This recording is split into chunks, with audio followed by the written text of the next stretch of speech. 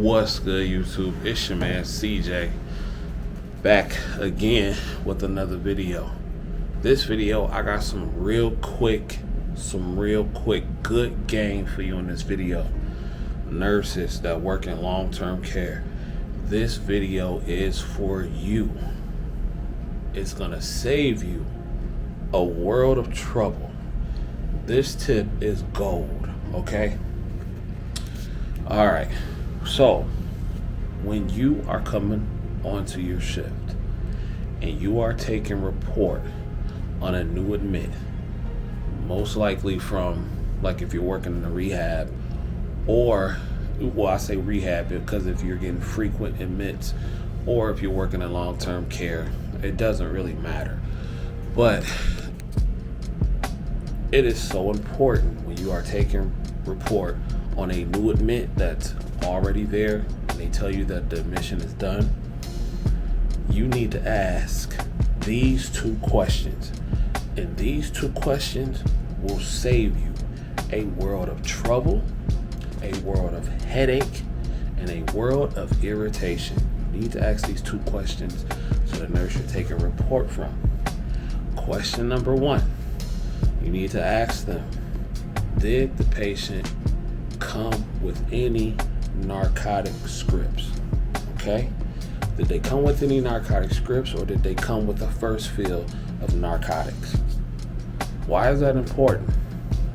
Because you will have nurses that do admissions but don't A, fax over scripts, or B, they don't fax over a C2.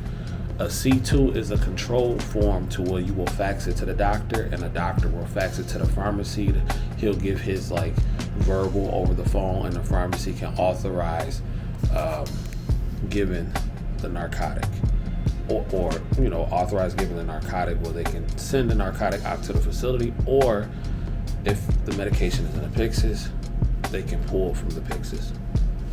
Why is this important? Because you have patients who come and arrive in facilities in a lot of pain. Why these hospitals send these residents out without a first fill sometimes when they know the residents are on strong medications like Norco, oxycodone, medications of that sort? Why they don't send them with at least a day's worth of a first fill? I know some hospitals do, some don't. I feel like that should be mandatory in all cases. Why they don't do it? It beats me. But it's because when you don't ask the questions about if they have narcs or not, you find out later on. And then when a resident has been there hours before you even came onto the shift, they'll say, hey, do you have my pain med? No, it's not here yet.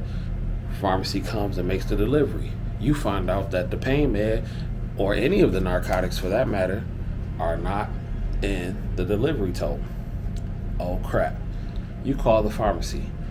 Hey, pharmacy, do you have the script for such and such's narcotic? Or Norco, or whatever, pregabalin, Lyrica, gabapentin, whatever the narcotic is. The pharmacy is going to tell you no. Do you know why they're going to tell you no? Because the admitting nurse, well, one, they either didn't come with a script or come with a first fill, and two, the admitting nurse did not fax the C2 order over to the doctor. Therefore, the doctor did not fax the C2 over to the pharmacy. And you have to be extremely careful with that because you have some doctors that are very slow responders. You want to make sure you get on that immediately. So if you do come into a situation to where you coming into your shift at like 7 o'clock p.m., because I work nights, and you find out that you have a new admit, and let's just say you asked that very important question, did they come with any narcotics? Yes. Did you fax over to C2? No. Okay, you found that out. They didn't fax over to C2. Bam. Get the C2, fill it out immediately as fast as possible. Call the doctor at a reasonable hour. Hey, such and such don't have this pain medication. Can you please fill out the C2 that I faxed to you and send it to the pharmacy? Depending on how the doctor feels and how much the doctor feels that this is an emergency, they'll usually get to it, in a decent time. And if the pain is that bad for the resident, you can, once they fax it over, they'll give you authorization to pull from the Pyxis. It's just going to save you a lot of headache. And in the meantime, a bonus tip, if you do have a patient that is really dependent on narcotics and they're not there, you have to find ways to try to ease the comfort without the medication. See if they can take Tylenol. See if you can get them some icy hot, maybe a Bengay patch, a warm or cold compress, something. You have to try something so you can document that you did something just in case things go left. You feel me? So I feel like this tip is, this is game right here. And this is something I had to learn on my own. Nobody taught me this. And I just remembered this because the situation happened to me today. And it's been a minute since that had happened, because usually the nurses are good about faxing over narcotics. So it hadn't happened in a while. But since it happened to me today, I figured, okay, well, let me tell my audience that this is very important tip, because it's very important. So, all right. Well, hopefully you got something out of this video. My name is CJ, aka the High Value Nurse. Checking in once again. Please hit that like button, that notification bell, and that subscribe button. Leave a comment. Do you have any other tips out there for the nurses that work in long-term care? If you do, leave it in the comments. And until next time, if you don't do nothing else,